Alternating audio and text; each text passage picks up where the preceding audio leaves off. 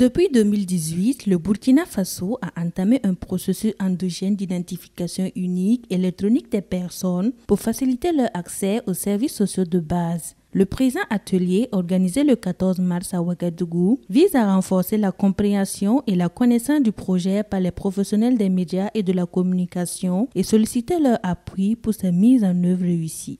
Nous sommes conscients donc que pour réussir le projet, la communication est très importante.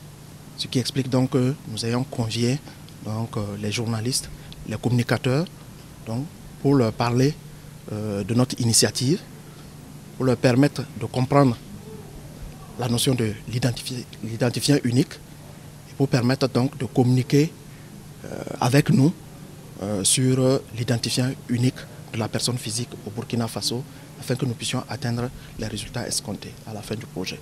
Au cours de l'atelier, les participants ont eu droit à des communications, dont l'une sur la présentation du projet Wouri, notamment les données qui constituent l'identification unique. Ces informations sont de deux ordres. Il y a des informations démographiques et des informations biométriques. Au titre des informations démographiques, il y a le nom, le prénom, la date de naissance, le lieu de naissance et le sexe.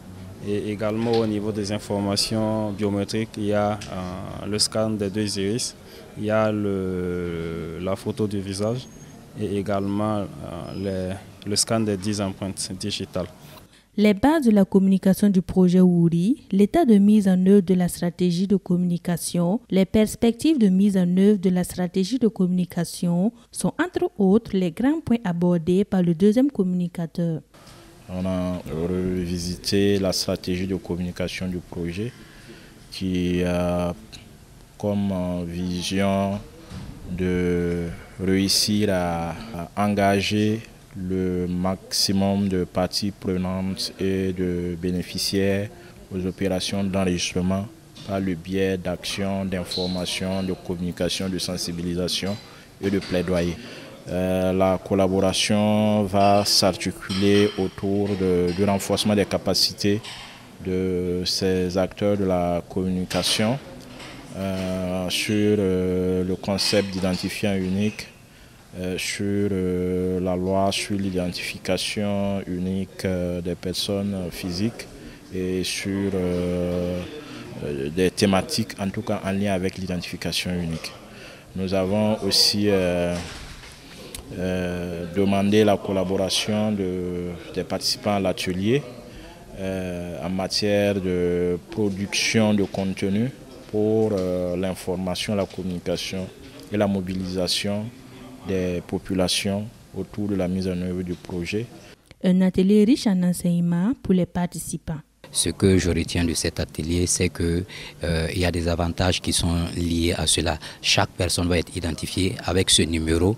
Partout où la personne va sur le territoire national, elle pourra bénéficier de certains avantages liés, par exemple, à la santé, à l'éducation.